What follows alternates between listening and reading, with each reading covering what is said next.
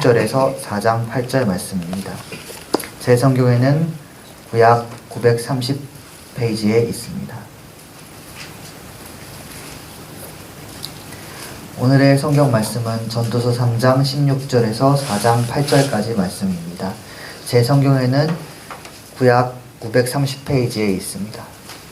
한 절씩 교독하시고 마지막 절은 함께 읽겠습니다. 나는 세상에서 또 다른 것을 보았다. 재판하는 곳에 악이 있고 공의가 있어야 할 곳에 악이 있다. 나는 마음속으로 생각하였다. 의인도 악인도 하나님이 심판하실 것이다. 모든 일에는 때가 있고 모든 행위는 심판받을 때가 있기 때문이다. 나는 또 마음속으로 생각하였다. 하나님은 사람이 짐승과 마찬가지라는 것을 깨닫게 하시려고 사람을 시험하신다. 사람에게 닥치는 운명이나 짐승에게 닥치는 운명이 같다. 같은 운명이 둘 다를 기다리고 있다. 하나가 죽듯이 다른 하나도 죽는다. 둘 다 숨을 쉬지 않고는 못 사니 하나님이라고 해서 짐승보다 나을 것이 무엇이냐. 모든 것이 헛되다. 둘 다 같은 곳으로 간다. 모두 흙에서 나와서 흙으로 돌아간다. 사람의 영은 위로 올라가고 짐승의 영은 아래 땅으로 내려간다고 하지만 누가 그것을 알겠는가? 그리하여 나는 사람에게는 자기가 하는 일에서 보람을 느끼는 것보다 더 좋은 곳은 없다는 것을 알았다. 그것은 곧 그가 받은 몫이기 때문이다. 사람이 죽은 다음에 그에게 일어날 일들을 누가 그를 데리고 다니며 보여주겠는가? 온갖 거울을 보았다. 억누리는 사람들이 눈물을 흘려도 그들을 위로하는 사람이 없다. 억누르는 사람들은 폭력을 휘두르는데 억누리는 사람들을 위로하는 사람이 없다. 그래서 나는 아직 살아 숨쉬는 사람보다는 이미 숨이 넘어가 죽은 사람이 더 복되다고 말하였다. 그리고 이 둘보다는 아직 태어나지 않아서 세상에서 저질러지는 온갖 못된 일을 못 본 사람이 더 낫다고 하였다. 온갖 노력과 성취는 바로 사람끼리 갖는 경쟁심에서 비롯되는 것임을 나는 깨달았다. 그러나 이 수고도 헛되고 바람을 잡으려는 것과 같다.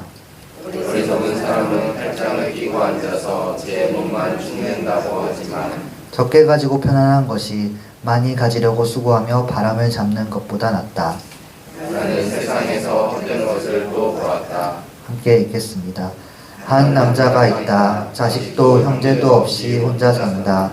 그러나 그는 쉬지도 않고 일만 하며 산다. 그렇게 해서 모은 재산도 그의 눈에는 차지 않는다. 그러면서도 그는 가끔 어찌하여 나는 즐기지도 못하고 사는가? 도대체 내가 누구 때문에 이 수고를 하는가 하고 말하니 그의 수고도 헛되고 부질없는 일이다. 아멘. 오늘 본문이 속해 있는 이 전도서 말씀은 성경에서 흔히 허무주의 그리고 염세주의에 대한 말씀으로 알려져 있습니다. 그도 그럴 것이 이 전도서 저자로 알려진 솔로몬 왕이 이 성경을 쓸 때에는 그의 죽음이 가까워져 오는 말년으로 추정이 되었기 때문입니다. 이 솔로몬 왕은 자신의 인생을 돌아보면서 그 왕 말년에 그 설교 형식으로 된 전도서 말씀들을 쓰게 되었습니다. 쓰게 된 이유는 그 당시에 이 왕들이 그 죽기 전에 지혜에 대한 서들을 쓰는 그런 풍습이 있었기 때문이라고도 추정이 되는데요. 어느 이유든 오늘 본문인 이 전도서라는 성경은 인생에서 허물을 미처 깨닫지 못한 사람 혹은 인생의 허무함으로 인해서 번민하는 사람들에게 특히나 은혜가 될 수 있는 말씀, 그렇게 알려져 있습니다. 이 전도서를 쓰던 당시의 솔로몬 왕은 이스라엘의 최전성기, 그 나라의 가장 번영하던 때를 지낸 왕으로서 당시 이스라엘이라는 한 나라의 최고의 자리에 있으면서 당시에 사람으로서 맛볼 수 있는 그런 행복을 거의 모두 경험하였다. 그렇게 평가받고 말씀에서도 그렇게 나오고 있습니다. 그런데 이 솔로몬 왕이 전도자가 인생에서 온갖 행복의 요소들을 맛보는 와중에 한 가지 느낀 게 있습니다. 바로 허무입니다. 어떤 행복을 아무리 많이 경험을 하였어도 되돌아보니까 그 끝에는 전부 허무밖에 없었다라고 느낀 것입니다. 오늘 본문 말씀은 그렇기 때문에 모든 인생에 허무가 있다는 것을 아주 집요하고도 철저하게 지적을 하고 있습니다. 다만 여기서 말하는 허무가 굳이 경험할 이유가 없다라는 것으로 끝나는 것들만은 아닙니다. 이 전도서의 주인공으로서 이 솔로몬 왕 전도자는 원어로 이 스승이라는 뜻을 가지고 있는데, 말씀에서 이 스승은 허무를 직시하게 하는 것뿐만 아니라 허무를 극복하고 인생에서 최선으로 살아갈 삶의 방법도 제시를 해주기 때문입니다. 한마디로 이 전도서라는 성경은 인생이 허무한가, 염세주의에 대한 대답을 해주는 동시에 인생에서 아무도 풀 수 없는 수수께끼인 허무에 대한 대답을 해주는 것이라고도 볼 수 있겠습니다. 전도서는 주로 전반부는 수수께끼 파트입니다. 문제 제기에 해당하는 부분이고, 후반부는 그에 대한 해답을, 수수께끼에 대한 답을 나타내는 파트라고 볼 수 있는데, 후반부 먼저 좀 간단히 말씀을 드리면, 모든 허무, 그러니까 해 아래 인생에서 모든 것이 헛되다고 할 때 그 헛됨을 극복할 수 있는 방법은 오직 주 하나님뿐이다 라고 나타나고 있습니다. 이 라이트라고 하는 신학자가 그걸 이렇게 표현했습니다. 아주 적절한 표현 같아서 인용을 해봅니다. 하나님께서 미지를 열 수 있는 열쇠를 가지고 계시지만 그걸 우리에게 주시지는 않는다. 하나님께서 미지를 여실 수 있도록 우리가 하나님을 신뢰해야 한다. 네, 전도서 말씀은 그 하나님께서 모든 주권을 가지고 계신 것을 우리가 인정하는 과정이라고도 볼 수 있는 것입니다. 그럼 이제 우리가 읽은 본문으로 들어와서 하나님만 풀 수 있는 미지, 즉 허무라는 수수께끼가 무엇인가 말씀을 통해 보도록 하겠습니다. 이 본문에서는 사람의 살면서 나타날 수 있는 여러 가지 요소들을 제시를 합니다. 그 일들이 근데 결국 헛되다 라는 내용 역시 반복이 됩니다. 본문 16절에 보시면 악을 심판해야 하는 곳이 있는데 그곳에 오히려 악이 있기에 이 전도자는 현실에서 정의가 이루어지는 것을 포기하는 모습을 보여주고 있습니다. 17절에서 보면 하나님께서 결국 사람이 할 수 없으니까 하나님께서 모든 걸 심판하실 것이라는데 희망을 걸고 있는 것입니다. 18절에서 21절까지 말씀을 보시면 사람이나 짐승이나 결국 죽음을 피할 수가 없을 것인데 죽은 후에 영혼이 서로 다른 대우를 받겠지만 어찌되었든 사후의 일은 장담할 수 있는 사람이 아무도 없다라고 하고 있습니다. 여기까지 요약을 하면 세상에서 올바른 정의가 세워질 수 있는 그런 희망은 주님 오시는 심판의 날 뿐인데 그 전에 죽으면은 딱히 그 세상에서 정의가 이루어져도 이루어지는 의미가 없는 게 아닌가, 이렇게 굉장히 염세적으로 생각하고 있는 것입니다. 말씀에서 또 헛되다고 하는 건 이뿐만이 아닙니다. 앞선 구절들에서는 인류에게 이 지고의 가치가 있다, 평가되는 요소인 정의가 헛된 것이다 라고 말을 하였었는데요. 이번에는 한 칸 더 나아가서 삶 자체가 헛되다고 말하고 있습니다. 이 세상에서 정의가 무너졌다는 걸 4장으로 들어와 4장 1절에서 다시 한번 강조를 합니다. 그 다음에 3절에서는 사람이 차라리 태어나지 않거나 죽은 게 복되다 라고 말합니다. 왜냐하면은 죽으면은 태어나지 않으면은 정의가 무너진 꼴을 보지 않아도 되기에 그렇기 때문에 이제 사람이 차라리 태어나지 않는 게 낫지 않나 이렇게 말합니다. 그리고 4절에서는 사람이 하고 있는 노력과 성취를 헛되다고 하고 8절에서는 재물을 모으는 것 역시 헛된 일이다 이렇게 말하고 있습니다.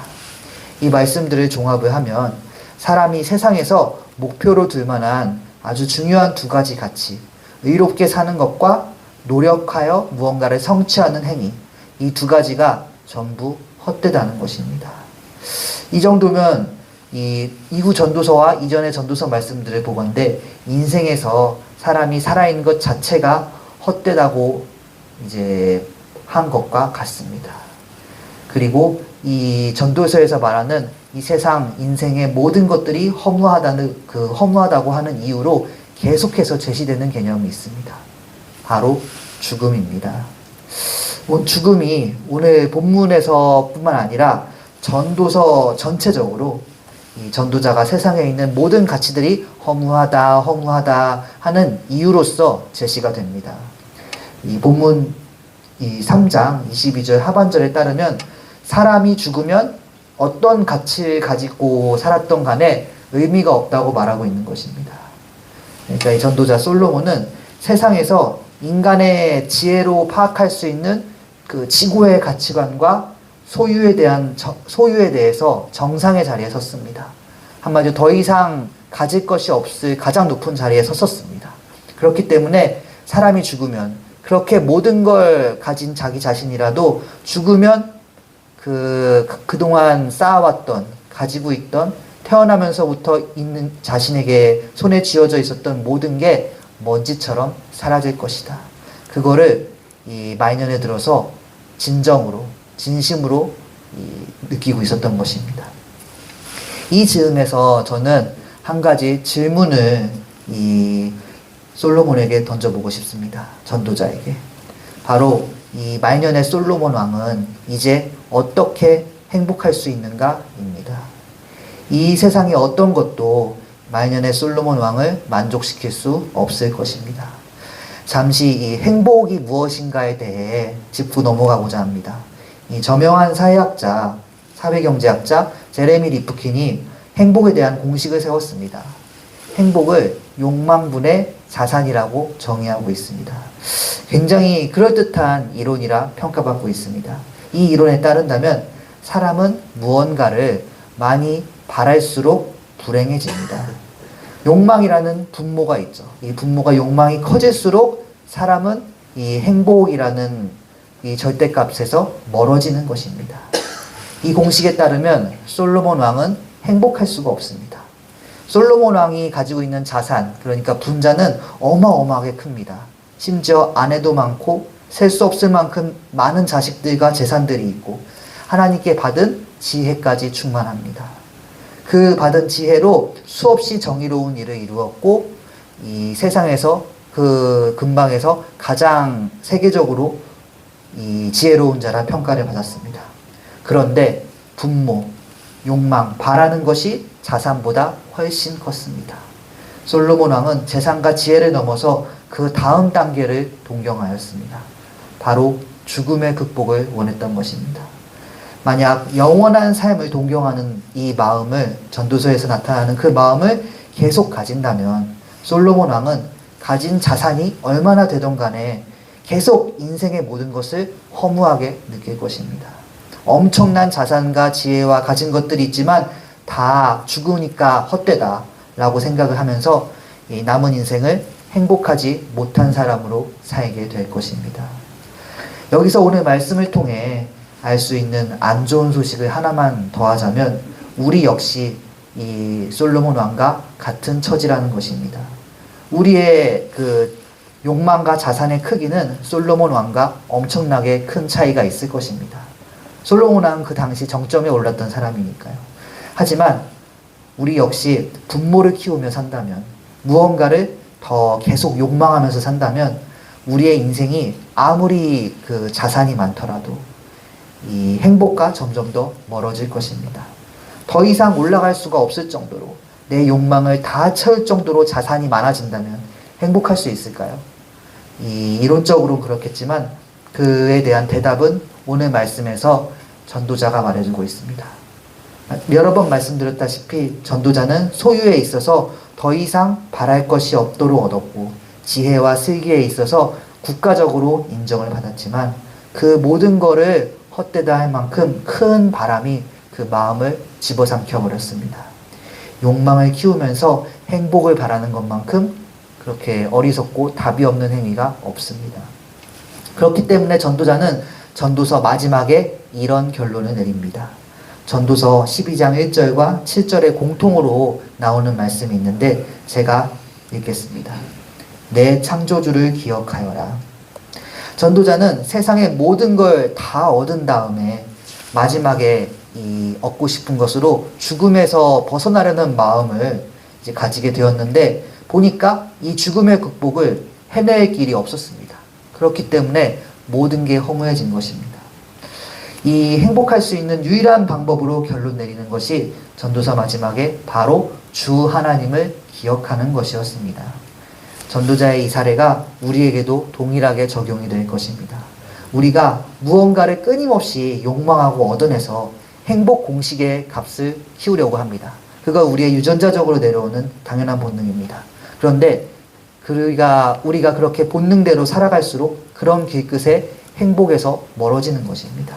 오히려 다음에 더 큰 욕망이 생기니까 행복과 멀어집니다. 더 이상 뭘 얻을 수 없을 정도로 극한의 소유를 경험한 사람에 따르면 세상에서 도착지의 행복이 확실하게 있는 길은 하나뿐입니다. 오직 하나님을 따르고 기억하는 길입니다. 이 말씀은 오랜 경험과 한 솔로몬이라는 그 인생의 끝을 경험한 사람의 경험과 그 말씀으로부터 나오는 결론입니다. 오직 주 하나님이 답이다. 행복의 길이라는 사실을 믿으시기 바랍니다. 우리 대부분 이 솔로몬처럼 더 이상 얻을 수 없을 만큼 극한의 소유를 경험할 수는 없습니다. 세계적으로 인정받는 지혜를 가지는 것도 쉽지 않은 일입니다. 다시 말해서 우리가 이 본문 말씀에 나오는 전도자의 상황에 공감하는 것은 거의 불가능합니다. 우린 왜 이 전도자가 세상의 온갖 무형, 유형의 자산들이 다 허무하다는 것인가 진정으로 이해할 수 없을 것입니다. 다만 말씀대로 세상의 모든 것은 허무하며 그 허무는 정말로 세상이 무가치해서가 아니라 우리의 욕망이 자산보다 훨씬 더 크기에 소유의 그 의미가 퇴색되어 나타나는 것입니다. 그렇기 때문에 오늘 말씀을 듣는 우리가 이 마음에 나타나는 허무에서 벗어날 유일한 길이 주 하나님과 함께하는 것뿐임을 믿으시기 바랍니다.